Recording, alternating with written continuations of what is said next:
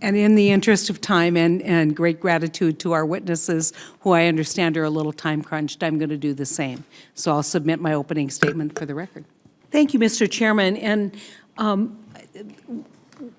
we on this committee do not do necessarily oversight on individual guidances or regulations, but sometimes getting into the details of those guidance does in fact help us evaluate where the issues may be with blurring the lines between guidance and rulemaking, taking shortcuts. It's no surprise to the panel here that I have deep concerns about the OSHA regulation as it relates to anhydrous ammonia. And I think I don't intend this to be an oversight hearing on that, and I just want to make that clear, Ms. Smith. But I think it does. I'm trying to understand how we got to the point that this was a guidance and not a rulemaking. And first, I'm going to ask Mr. Shalansky. You know, in my opening statement, I talked about a survey that the Department of Agriculture, the State Department of Agriculture, did on the OSHA guidance, and asked, you know, what are the impacts? And because I wanted some kind of comparable analysis to what information we've received from OSHA. I want to just kind of give you some statistics. Only 4 companies representing 11 facilities, that was 3% of the North Dakota overall facilities, state that they're prepared to be compliant October 1st of this year. 26 companies representing 67 facilities, which is 2% of the North Dakota facilities, indicated that they will not be in compliance October 1. 18 companies representing 31 facilities, which is roughly 9% of North Dakota facilities, indicated that they will in fact shut their door if OSHA begins enforcement on October 1st. The estimate that we got from OSHA about costs of compliance was about $2,100 and some change. Each one of these companies that answered this survey and reported that they believe that their compliance costs are in the neighborhood of $25,000 to $50,000. Now, I want to kind of set the context that these are folks who have been operating for a lot of years, in fact, as many years as what some of these staff people have been born, under the same regulation, under the same rule. Nothing's changed. But now a guidance has been issued that results in them believing they have to shut their doors or incur $25,000 to $50,000 worth of costs to be in compliance. In your opinion, Mr. Shalansky, do you believe that this is non-significant guidance? Senator Langford asked this question for the record. I think that it's fair to say OSHA did not give us a direct answer. But given what I'm telling you about the attitude of this and the appearance of cost on the ground, I mean, would you say this is non-significant? Thank you very much, Senator. I'll just start by saying I think I will treat the question as asking about whether it should be economically significant, just because significant and economically significant are two different categories. That's a fair point. Certainly the guidance, just to start with the basic principle, I think was significant in that there was interagency interest in that guidance, and that's one of the reasons that the Department of Labor, I think, brought it to OIRA for review at the time that it came in. It can be quite hard, especially with guidance, which already has a pre-existing regulation that it is interpreting, to know at the time of review what the costs will be. And I think that in this particular case, at the time that, and I'll refer you to DOL and to OSHA for the particulars of their process, but certainly when it came to OIRA and we coordinated the interagency review process, I don't think that we had the kind of data that you just articulated before us. And one of the good things about guidance is that it is flexible. There is the opportunity for the public to come back to the agency and bring this kind of information forward. So I would have to look at what the current state of the numbers are and what the current evidence is to know whether or not the guidance would be economically significant. But I think at the time it was treated as a significant guidance, but not an economically Yeah, significant I think we would concede that there probably is $100 million worth of impact, but my concern is that if guidance is simply clarification under, you know, kind of everybody, and doesn't have the force and effect of law, that guidance can't change the law, can't change a regulation, it can clarify. How can implementation of a guidance shut down a business? I think in this particular Legally. You know, in this particular case, there was an underlying regulation that at one point had been interpreted to have an exemption, a particular exemption that was in place under which many of these businesses operated, or at least to some extent operated. And then this was an interpretation that changed, is my understanding, what the interpretation of the earlier interpretation had been. You know, and this is a problem because we give deference, and I don't mean to give the chairman any more ammunition than what he already has on deference, but we give deference to longstanding interpretations of agencies. We say, look, if Congress believed that should change, they've had notice over a long period of time that this is the interpretation, it's entitled to deference, it's how we've interpreted it, this rule. When we change how we interpret either rules or statutes, and the change has a dramatic impact on the livelihood of business people, we get a little suspicious that that doesn't look much like a guidance, and it's not a legitimate new interpretation that somehow we've been wrong these 20-plus years, and now we're right.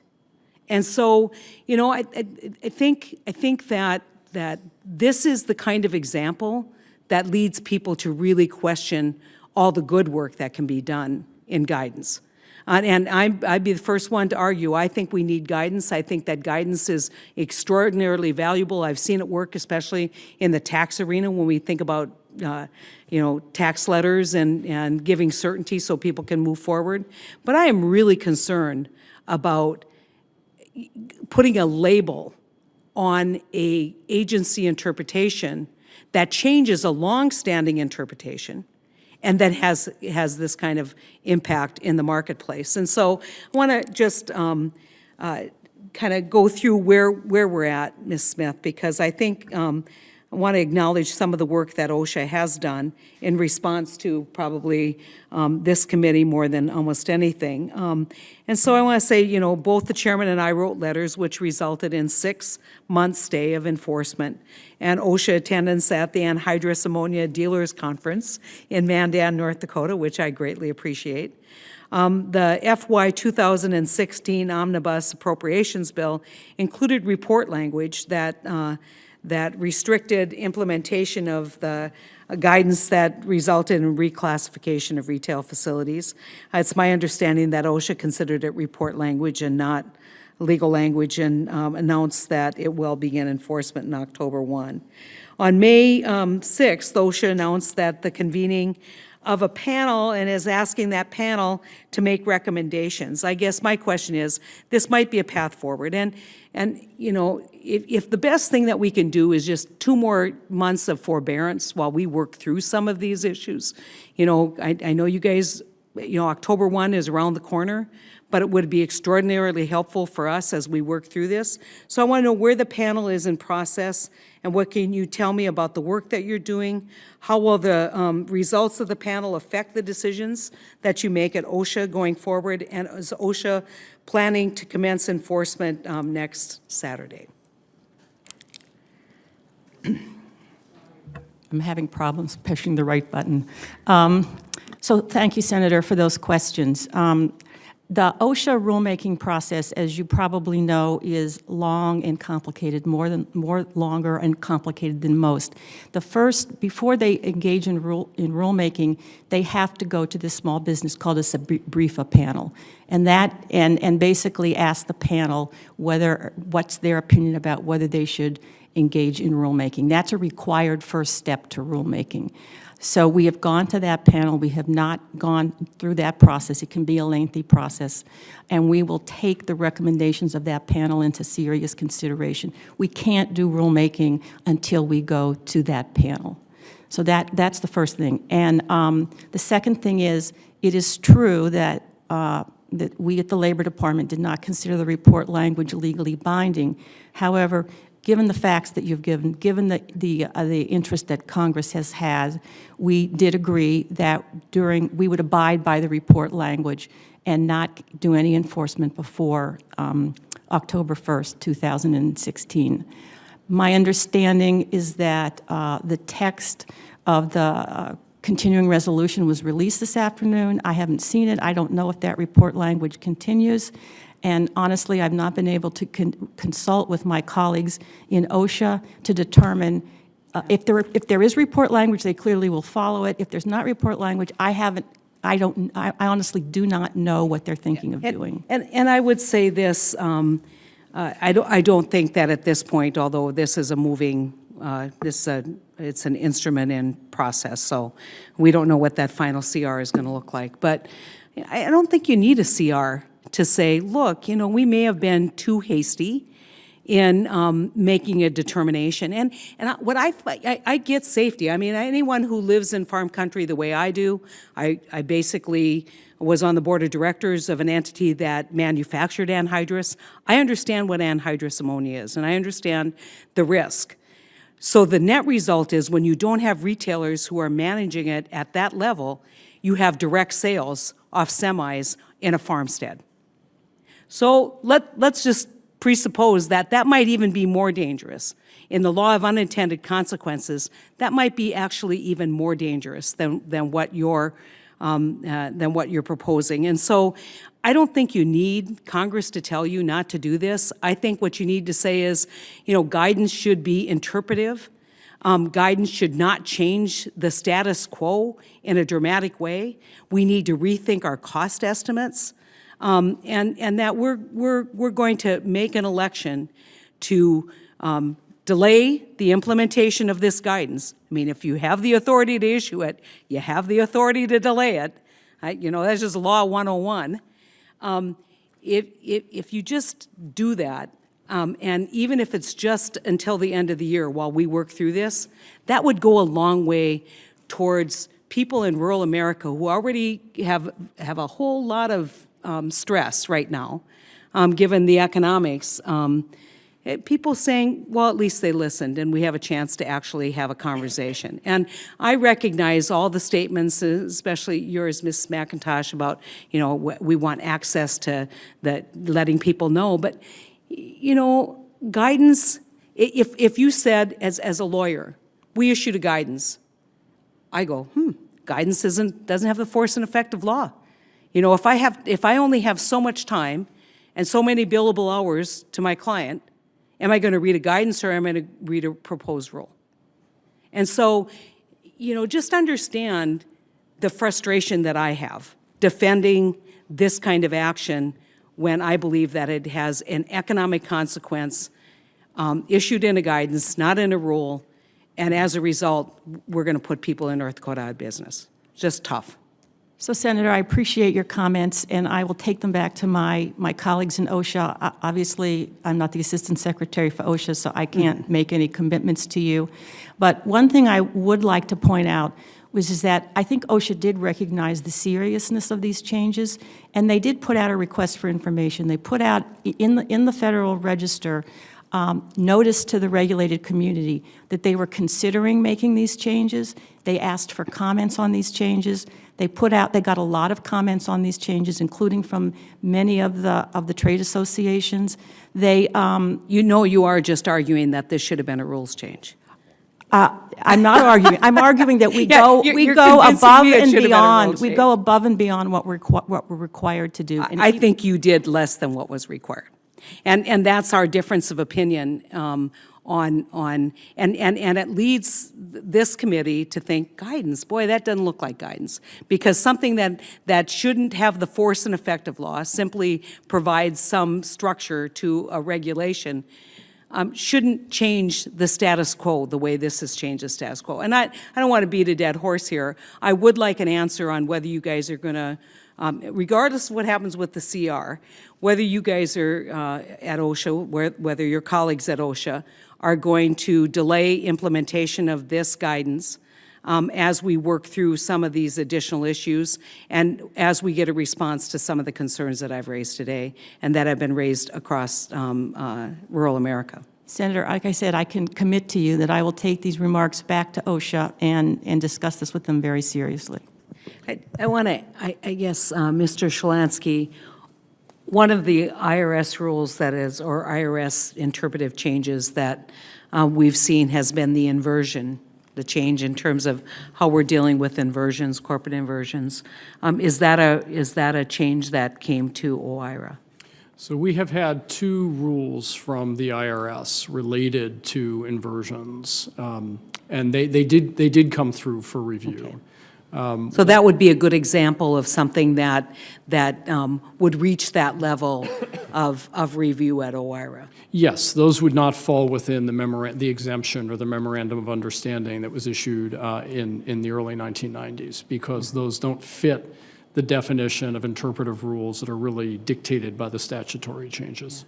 I mean, I think that we all know that financial and commercial paper changes, the nature of it changes. There has to be some flexibility that they have because they have to make those determinations. They can't wait 5 years. I mean, you know, the tax returns have to be filed, and so I can appreciate it, but I do believe that there are things that are done at the IRS that need maybe a second look, especially when people believe that they've relied on longstanding interpretation and that interpretation now is changing.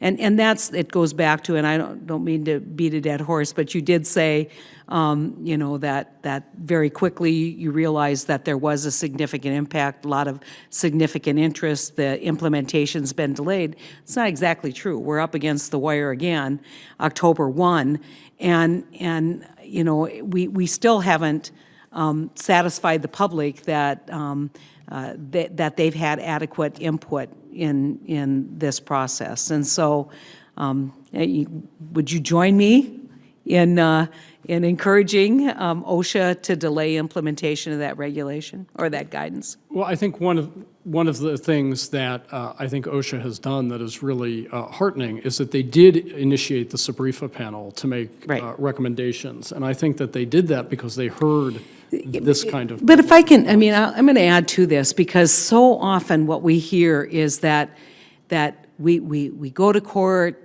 but in the meantime, the court doesn't stay the implementation, that the process goes on. So even if we win through that review process, even if we win in court, we've already changed and implemented and spent this money, so we weren't given an opportunity to really have input before the economic input hit us. So that, I think that's a case here. And I think we need to be really careful. You say, well, we're heartened that they started this process, so fine. Let's say that through this process they reverse it, but they're going to do enforcement October 1. And you already have some people who have changed their operation to facilitate the change. You know, is that really the kind of relationship we want with the public as it relates to an interpretive change that we see in this case? You know, I think that certainly the public feedback and acting in an accountable way on that public feedback is important to all of our regulatory system. And I'll look forward to discussing the matter with our colleagues at the Department of Labor and OSHA in the wake of this hearing. Yeah, and you know, it has to be done fairly soon. I think is the 21st today? 22nd. 22nd. So we got 8 days. Under the Administrative Agencies Practice Act, there is an emergency rulemaking procedure that can be utilized in circumstances where public safety needs to be addressed in a you know, an expedited fashion. You know, why wasn't that used? Because what we were changing was guidance. We weren't changing That's the a rule. problem. You know, we keep going back to what we were changing was guidance, and you know, it just keeps getting to that point where had you started with a rule-making process, you'd have a firmer foundation for this whole structure that you've created. and therefore more systematic support, I think. And you know, we're talking in circles here because we're here to try and figure out how we more effectively delineate between guidance that we know, and I think it's unanimous at this podium, that these guidances that were issued by OSHA are a whole lot more like rules and not guidance in our understanding of what that means. So, I mean, you obviously have a difference of opinion, that just work with us to try and figure out where that line is. And when it so dramatically affects people's livelihoods, it just really gets us to that spot where we just go, that should not be done. And I'm not saying on a whim. I understand what you're saying about process, Ms. Smith. I understand what you're saying about opening it up. But it looks and reads to me like guidance is being used as rulemaking light. Senator, I understand your point. Two things I'd like to say, which is that the original guidances were not done through notice and comment rulemaking, and maybe that is the problem, because we were interpreting a rule. If we'd gone through notice and comment, for all we know, we wouldn't have put out the original guidance. We might have put out, we wouldn't have put out guidance. We might have put out a different rule than the one that we put out. But we did not go through notice and comment guidance when we originally put out all these interpretations. So, and I know I'm being the lawyer in the room here, so I apologize for that. But the Supreme Court has said that if you put it out originally as guidance, you don't have to go through notice and comment rulemaking to change that guidance. So I wonder whether we should consider whether if we are putting out guidance that's interpreting certain regulations, maybe we do need to put more notice and comment, but we did not do notice and comment. And remember, Senator Langford, I'd like to say this to you about the settlements. Yes, we settled those cases, but it's still guidance documents. In any individual situation, if for instance, OSHA cites someone for violation of Appendix A, they can contest that citation. It's not legally binding on them. It is our interpretation, but there's a whole contest provision that can go. And from time to time, the OSHA, the Labor Department, either the administrative law just says, you're wrong, your guidance is wrong. And so that's the difference between guidance, in my opinion, and notice and comment rulemaking. If we'd gone through notice and comment rulemaking in the beginning or the second time, there wouldn't be that opportunity to contest it. Would you agree as a lawyer that longstanding agency interpretation is given a certain level of deference by the courts? I would have said that 5 years ago, but given the recent Supreme Court decisions, I'm not so sure that's true. I mean, I think the most interesting thing in the mortgage bankers case, which is that the court said you didn't have to go through notice and comment rulemaking to change guidance. Only on interpretive. Only interpretive guidance, but it did not say what level of deference it would give to that change in guidance. I think that there are intellectually challenging questions here in terms of where the line is. And I think that there is some common ground that we can achieve with agencies, especially when we're now operating with the third branch of government, which is the judicial branch, which you hardly ever get clarity from, right? I mean, that takes a much longer period of time to build the case law that is a pretty big ship to move. And so, I mean, I couldn't agree with you more that guidance, especially the kind of guidance that we're talking about here, if in fact you have it in an agency, that you may have to rethink whether a guidance document is the right instrument to, in fact, provide that kind of clarity to the law, that kind of direction, and that if this isn't better done in rulemaking. I couldn't agree with you more. And maybe that's the cyclical discussion that we're having here, because you know what you're doing in terms of your guidance, you're amending guidance, and we're saying we don't get how any of this can be guidance and how this can't be rulemaking given the consequences of what the change means to the industry. I think one of my concerns, and it goes back to what I said, long-standing agency interpretation and deference. I understand you have an opinion about what the law provides, clear and convincing evidence versus preponderance of the evidence. The university may have a different point of view. Eventually, we're going to be in litigation determining what, in fact, that standard is. The concern is that when you issue guidance, somehow the courts get the idea that we've given notice now, this is what it is, and it's an agency interpretation that's entitled to deference, and so we're going to rule with the agency, when that interpretation was done through a guidance and not through a regulation where people were given an opportunity to comment. And so where I may divert a little bit, I understand what you're saying. It's just, hey, guys, this is what we think the law says. It's not binding. You want to litigate this. You want to have a different opinion. You can, but you run the risk, having a different opinion, of us taking enforcement action based on how we're interpreting this statute. I mean, you would agree that that happens, right? So Why issue the guidance otherwise, if you're not giving them notice that you're going to sue if they don't agree with you? So we issue the guidance so that a broader audience can understand how we interpret the laws and the related regulations under Title IX. If we didn't issue the guidance, we would do one complaint at a time, which would not be especially good use of taxpayer funds, and it wouldn't protect students on the very broad and serious question of sexual harassment. I would repeat that we do not think we have ever changed our interpretation of the burden of proof. We have never changed our longstanding interpretation. So Can I want to bring you back into this discussion, Mr. Shalansky. Obviously, you can see we're struggling a little bit here. You are a lawyer, right? He's like, oh, don't ask me for a legal opinion. And I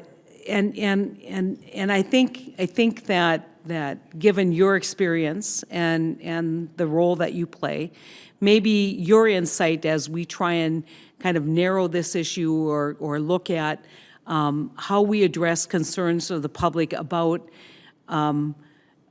the overreach of guidance, not overreach in terms of the substance, but just that this shouldn't be done with the guidance. This should be done with more process. I mean, how big of a problem do you think this is in agency interpretations today?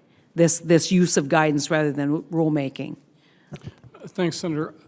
I think that while there are certainly examples that we've been discussing today where there has been concern over agencies' use of guidance, I think that we shouldn't lose sight of the fact that the vast majority of guidances don't raise this kind of concern, and that overall, I think the guidance system works quite well. And it's welcomed by the regulators. And it's welcomed by the regulated entities, because very often what they are looking for is a reasonably fast clarification or answer or explanation of how they might comply with existing legal obligations. I don't care what the answer is, just give me an answer so that I have certainty. Right, or let me know if what I'm doing is good enough because the underlying regulation is not sufficiently clear to me that my compliance is adequate. So I think that overall, my observation, what I've seen, is a guidance system that works quite well and is quite healthy. Then I think there are the few close cases that raise hard questions. And I think what I'm hearing loud and clear from you and from Chairman Lankford today is these close cases need further thought in the level of process that they should go through.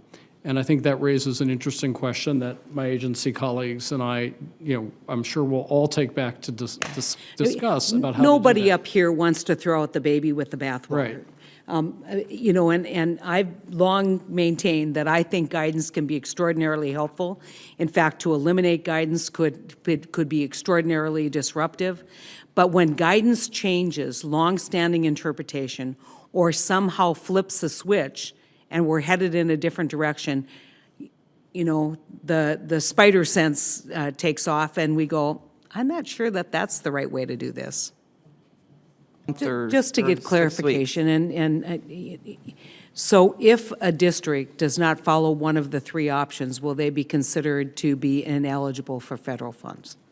I can't answer that. Well, that would be a Well, problem. It's I a mean- rule under public comment. It has gone through extensive legal review here at OMB. CRS has taken a look. So, but I couldn't answer that question. I'd be happy to let the experts get back to you. But, you know, I could see doing something where you say, well, you might consider this, you might consider that. Here's some things that we would consider appropriate, but, you know, foreclosing all other options, when we say we're giving local option, you know, those are the kinds of things that rise to the attention of committees like this one and create kind of mischief. And so I hope you take back the concerns that we Thank you for the would have. feedback. Yeah, no. If I can add to this, because I think the nonprofits that are struggling the most with this are nonprofits who may have 24-hour call centers. They may, in fact, you know, you could sit there and say, well, there's an easy way to comply with this rule, make sure no one works over 40 hours a week, right? Or donate more money.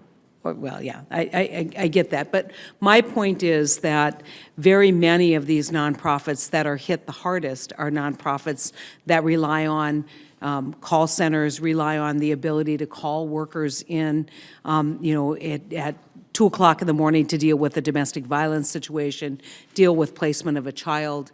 And I think you need to understand that where the answer, the simple answer sometimes in the overtime rule is that you can in fact comply by maintaining, you know, and I'm sympathetic to your rule. I mean, I think that when you work someone, what is it, $23,000 a year right correct. now, somebody can be classified as a manager, and then you can work them 60 hours. Or and- 80 hours. Or 80 hours, and, you know, to me, the problem is that you're not only not paying them enough for the 40 hours, you're also taking away the advantage that they may have of getting a second job to support their family. So I may see this a little differently than Senator Langford, but I will say I think that the overtime as it relates to on-call is very problematic.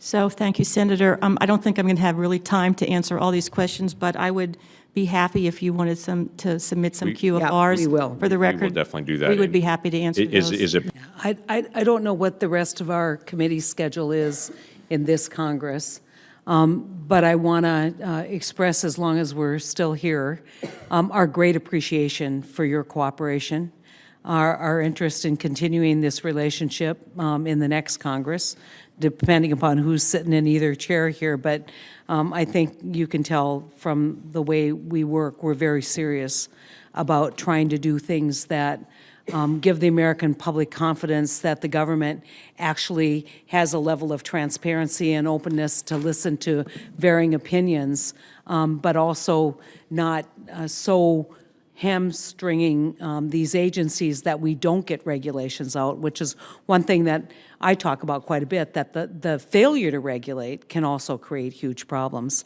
But I want to thank you, Howard. You've just been a great guy to work with, and if we don't get a chance to publicly thank you for your service to our country as this transition moves forward, and ask you to remain engaged in an intellectual and academic way with this committee as we move forward.